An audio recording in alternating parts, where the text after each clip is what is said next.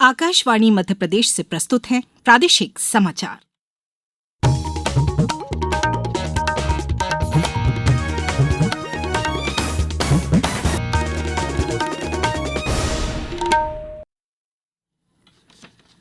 नमस्कार, समाचारों के साथ मैं राना शाहिद। पहले इस बुलेटिन के मुख्य समाचार। प्रधानमंत्री नरेंद्र मोदी ने आज मन की बात कार्यक्रम में की सकारात्मक सोच टीम की सराहना। टीम के सदस्यों ने दिया धन्यवाद। कल से शुरू होगा मध्य प्रदेश की 16वीं विधानसभा का मानसून सत्र। विधानसभा अध्यक्ष ने लिया तैयारियों का जायजा। मुख्यमंत्री डॉक्टर यादव ने भोपाल मेट्रो ट्रेन कार्य का किया निरीक्षण। और प्रदेश में एक बार फिर से तेज बारिश का दौर शुरू। अब समाचार विस्तार से। प्रधानमंत्री नरेंद्र मोदी ने आज आकाशवाणी से मन की बात कार्यक्रम में कहा कि अंतरिक्ष से शुभांशु शुक्ला की सुरक्षित वापसी से देश गर्व से भर गया। श्री मोदी ने कहा कि अगस्त 2023 में चंद्रयान 3 की सफल लैंडिंग से देश में एक नया माहौल बना और बच्चों में विज्ञान और अंतरिक्ष विज्ञानी बनने की जिज्ञासा जगी थी। प्रधानमंत्री ने कहा कि 5 साल पहले देश में अंतरिक्ष से जुड़े 50 से भी कम स्टार्टअप थे, जो आज 200 से ज्यादा हो गए हैं। श्री मोदी ने अगस्त के महीने का खास जिक्र करते हुए कहा कि यह माह क्रांतिकारियों का प्रतीक है। उन्होंने 18 वर्ष के क्रांतिकारी खुदीराम बोस के साहस की प्रशंसा की, जो 11 अगस्त 1908 को हंसते हंसते फांसी के फंदे पर झूल गए। प्रधानमंत्री ने यह भी याद दिलाया कि बुंदेलखंड, ग्वालियर, झांसी, दतिया, अजयगढ़, गढ़गुंडार और चंदेरी के कई किले सिर्फ ईंट पत्थर नहीं है, यह हमारी संस्कृति के प्रतीक हैं। श्री मोदी ने देशवासियों से आग्रह किया कि वे इन किलों की यात्रा करें और अपने इतिहास को जानें। प्रधानमंत्री मोदी ने हरियाली तीज के अवसर पर देशवासियों को शुभकामनाएं दी। उन्होंने कहा कि सावन की फुहारों के बीच देश एक बार फिर त्योहारों की रौनक से सजने जा रहा है। श्री मोदी ने कहा कि आगामी नागपंचमी, रक्षाबंधन और जन्माष्टमी त्योहार हमारी भावनाओं से जुड़े हैं। प्रधानमंत्री ने देशवासियों को इन पावन पर्वों की शुभकामनाएं दी। मध्य प्रदेश की 16वीं विधानसभा का मानसून सत्र कल से शुरू हो रहा है, जो 8 अगस्त तक चलेगा। आज विधानसभा अध्यक्ष नरेंद्र सिंह तोमर ने सत्र की तैयारियों का जायजा लिया एवं सत्र के सुचारू रूप से संचालन हेतु अधिकारियों को दिशा निर्देश दिए। इस 12 दिवसीय सत्र में सदन की कुल 10 बैठकें होंगी। मुख्यमंत्री डॉक्टर मोहन यादव ने कहा है कि हमारी सरकार भोपाल वासियों को अक्टूबर तक मेट्रो ट्रेन की अनुपम सौगात दे देने के लक्ष्य की ओर तेजी से बढ़ रही है। उन्होंने कहा कि भोपाल मेट्रो का टेस्ट रन चल रहा है। रिसर्च डिजाइन स्टैंडर्ड ऑर्गेनाइजेशन द्वारा भोपाल मेट्रो का निरीक्षण पूरा कर लिया गया है। कमिश्नर रेल सेफ्टी से अनुमति मिलते ही प्रायोरिटी कॉरिडोर आमजन के लिए खोल दिया जाएगा। मुख्यमंत्री डॉक्टर यादव रविवार को भोपाल मेट्रो ट्रेन के कार्यों का बारीकी से मुआयना करने के बाद मीडिया को संबोधित कर रहे थे। भोपाल मेट्रो का आखिरी चरण में प्रायोरिटी कॉरिडोर, जिसकी अनुमानित लागत 2225 करोड़ रुपया है, इसका कार्य अंतिम चरण में है और मोटे तौर पर अक्टूबर 2025 तक इसका लोकार्पण होगा। 6941.40 करोड़ की लागत से ये पूरा प्रोजेक्ट किया जा रहा है। यह अधिकतम 90 किलोमीटर प्रति घंटे की स्पीड से चल सकेगी। मोटे तौर पर एक स्टेशन से दूसरे स्टेशन के बीच ये 2 मिनट का इसका स्टॉपेज का अंतर रहेगा। उम्मीद करते हैं कि मेट्रो के लिए जो जिस प्रकार की सुविधा जुटाई गई, ये सुविधाएं भी विश्व स्तरीय रहेगी।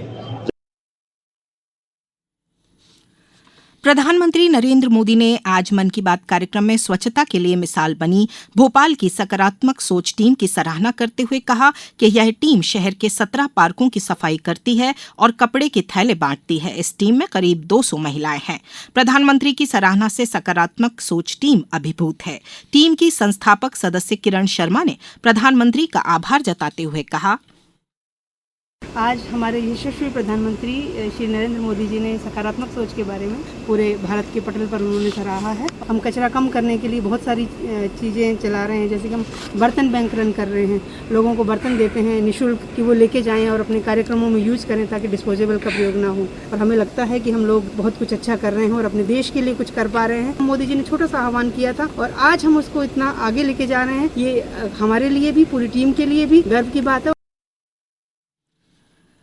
टीम की सदस्य सोनाली देशपांडे भी अपने आप को गौरवान्वित महसूस कर रही हैं। उन्होंने कहा, हमारे लिए बहुत प्राइड मोमेंट है ये कि हमको देश के प्रधानमंत्री उन्होंने हमको सराहा है और हमारे कार्य को पहचान दी है, तो उनका बहुत तहे दिल से हमारी पूरी टीम की तरफ से आभार है। और हम आगे भी अपने देश के लिए छोटी सी कॉलोनी से हमने जो शुरुआत की, तो हम पूरे देश को तो नहीं लेकिन हमारे एरिया को और हमारे शहर को स्वच्छ बनाएंगे।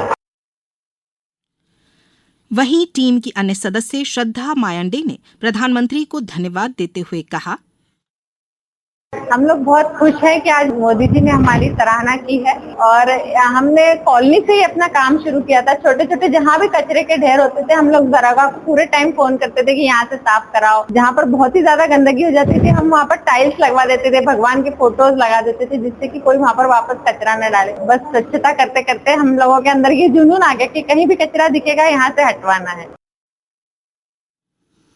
अब समाचारों में वक्त है एक ब्रेक का। ये समाचार आप आकाशवाणी मध्य प्रदेश से सुन रहे हैं।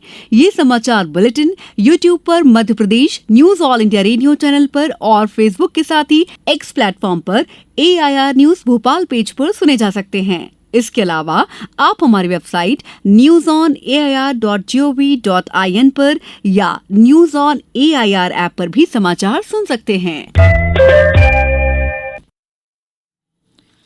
ब्रेक के बाद समाचारों में एक बार फिर आपका स्वागत है। प्रधानमंत्री नरेंद्र मोदी ने केंद्रीय रिजर्व पुलिस बल के स्थापना दिवस पर सीआरपीएफ से जुड़े कर्मियों और उनके परिजनों को शुभकामनाएं दी हैं। श्री मोदी ने सोशल मीडिया पोस्ट में कहा कि सीआरपीएफ ने आंतरिक सुरक्षा की चुनौतियों से निपटने में महत्वपूर्ण भूमिका निभाई है। उन्होंने कहा कि सीआरपीएफ के सुरक्षाकर्मी कठिन परिस्थिति में कर्तव्य पालन, साहस और समर्पण के लिए जाने जाते हैं। मुख्यमंत्री डॉक्टर मोहन यादव ने केंद्रीय रिजर्व पुलिस बल के स्थापना दिवस की हार्दिक बधाई दी है। मुख्यमंत्री डॉक्टर यादव ने कहा कि देश की सुरक्षा और एकता व शांति की रक्षा के लिए प्रतिबद्ध यह बल देश की शान है। प्रदेश में मानसून एक बार फिर सक्रिय हो गया है। मौसम विभाग के अनुसार आज प्रदेश के 7 जिलों में अति भारी बारिश का रेड अलर्ट है।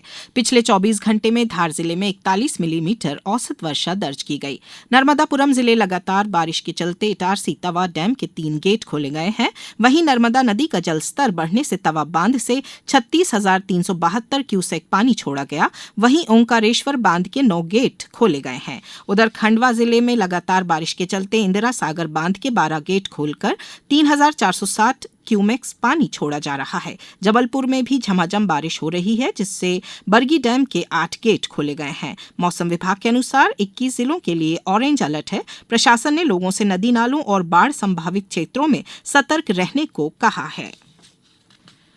पूर्व राष्ट्रपति और प्रसिद्ध वैज्ञानिक डॉक्टर एपीजे अब्दुल कलाम की जयंती पर आज देश उन्हें श्रद्धांजलि अर्पित कर रहा है। डॉक्टर कलाम ने देश के अंतरिक्ष और मिसाइल कार्यक्रम में महत्वपूर्ण भूमिका निभाई थी। उन्हें मिसाइल मैन के तौर पर भी जाना जाता है। प्रधानमंत्री नरेंद्र मोदी ने सोशल मीडिया पोस्ट में कहा कि डॉक्टर कलाम दूरदृष्टता, असाधारण वैज्ञानिक, प्रेरक व्यक्तित्व और महान देशभक्त थे। डॉक्टर कलाम के विचार युवाओं को विकसित और सशक्त भारत के निर्माण में योगदान करने के लिए प्रेरित करते हैं। मुख्यमंत्री डॉक्टर मोहन यादव ने डॉक्टर कलाम की पुण्यतिथि पर श्रद्धांजलि अर्पित करते हुए कहा कि वह भारत को परमाणु शक्ति के रूप में प्रतिष्ठित करने के लिए समर्पित रहे।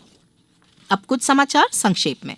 मध्य प्रदेश को संक्षिप्त रूप से मध्य प्रदेश या एमपी लिखे जाने की दायर याचिका पर सुनवाई करते हुए जबलपुर हाईकोर्ट ने अहम फैसला सुनाते हुए दायर याचिका निरस्त कर दी। कोर्ट ने कहा कि मध्य प्रदेश को मप्र या एमपी लिखने जाने से उसका नाम नहीं बदलता, बल्कि राज्य की पहचान और आसान हो जाती है। शहडोल जिले में वर्ष 2024-25 में समर्थन मूल्य पर धान बेचने वाले किसानों को सरकार बोनस देगी। किसानों को यह बोनस उनके पास उपलब्ध भूमि के आधार पर मिलेगा।